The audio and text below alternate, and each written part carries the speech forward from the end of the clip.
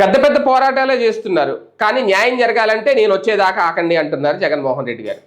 అంటే ఇప్పుడు జగన్మోహన్ రెడ్డి గారు మళ్ళీ సీఎం అవ్వాలంటే ఇంకా 3 ఏళ్ళు ఆగాలి. అది కూడా ప్రజలు ఓట్లు వేస్తే అవుతారు. అక్కడ గ్యారంటీగా రాసిపెట్టి అయితే ఏం లేదు కుర్చీ ఆయన కోసం. ప్రజలందరూ ఓట్లు వేస్తే, ప్రభుత్వం మీద వ్యతిరేకత పెరిగితే, జగన్మోహన్ రెడ్డి మళ్ళీ కావాలి అని అనుకుంటే ఖచ్చితంగా 2029లో జగన్ మళ్ళీ సీఎం అవుతారు. లేదు ఈ కూటమి ప్రభుత్వం బాగానే ఉంది అని అనుకుంటే కనుక, ఎప్పుడు కూడా అనుకూల ఓటింగ్ కనుక చేయలేకపోతే, బయటికి రాకపోతే కనుక ఖచ్చితంగా మొన్నట్లాగే 40% ఓటింగ్ వచ్చినా, 41% వచ్చినా, 11 సీట్లు వచ్చినా, లేదంటే ఇంకో 10 సీట్లు యాడ్ అయినా ముఖ్యమంత్రి అయితే అవరు. కాకపోతే ఈ లోపల జగన్మోహన్ రెడ్డి గారిని జగన్మోహన్ రెడ్డి గారు చేస్తారన్న చాలా మంది ఆయన దగ్గరికి వస్తున్నారు సమస్యలు పట్టుకొని.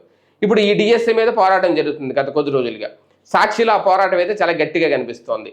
పవన్ కళ్యాణ్ గారు దాని మీద మాట్లాడకపోయినా సైలెంట్గా ఎందుకు ఉన్నారనేది ఒకటి.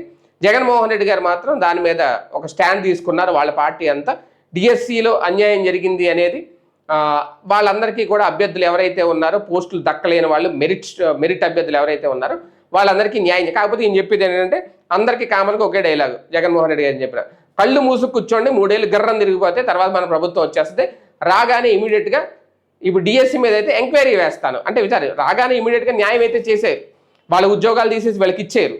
అలాగని మళ్ళీ ఇంకో డిఎస్సి ప్రకటించేసి ఏమన్నా వాళ్ళకి ఉద్యోగాలు ఇస్తారంటే హామీ కూడా లేదు. జరిగిన అన్యాయం మీద ఎంక్వైరీ వేస్తాము అన్నారు. ఎంక్వైరీ వేసి విచారణ చేసి అప్పుడు నిర్ణయం తీసుకుంటాం. వాస్తవానికి గతంలో 5 ఏళ్ళు ఉన్నప్పుడే మెగా డిఎస్సి వేయలేదు జగన్మోహన్ రెడ్డి గారు. ఇది ఇప్పుడు వీళ్ళు రేజ్ చేసిన పాయింట్. ఇప్పుడు వీళ్ళు వేసిన మెగా డిఎస్సిలో తప్పులు దొరికినాయి, లేదంటే అన్యాయం జరిగింది అనేది. మరి రేపొద్దున ఈయన వచ్చిన తర్వాత అయినా పోనీ డిఎస్సి వేస్తారా? ఇంకో డిఎస్సి వేసి పోన్లే నేను రాగానే మళ్ళీ డిఎస్సి ప్రకటన చేస్తాను, అన్యాయం జరిగిన వాళ్ళందరికీ పోస్టులు ఇస్తాను అంటే ఓకే. ఇప్పుడు ఎంక్వైరీ చేస్తాను అంటున్నారు. అది కూడా అధికారంలోకి వచ్చిన తర్వాత. ఇప్పుడు దీని మీద ఎంక్వైరీ వేయడానికే ఈయన మళ్ళీ అధికారంలోకి, ఇప్పుడున్న అధికార పార్టీని ఎంక్వైరీ చేయించాలని గట్టిగా డిమాండ్ చేసి ఆల్రెడీ అడుగుతున్నారు. కానీ ఇంకా దాని మీద సీరియస్గా కూర్చొని ఈ ప్రభుత్వం చేత ఎంక్వైరీ వేయిస్తే, దీని మీద ఒక సిట్ వేసి, లేదంటే దీని మీద ఒక కమిషన్ వేసి చేయిస్తే నిజాలు బయటకు వస్తాయి కదా. కాకపోతే జగన్మోహన్ రెడ్డి గారి దగ్గరికి వెళ్తే అక్కడ ఇమీడియట్గా వినిపించే మంత్రం ఏంటంటే, ఒక్క 3 ఏళ్ళు కళ్ళు మూసుకు కూర్చొని మన ప్రభుత్వం వచ్చేస్తుంది, రాగానే దీని అంతు చూసేద్దాం. ఇదే కామన్గా ఉపయోగిస్తున్న వర్డ్.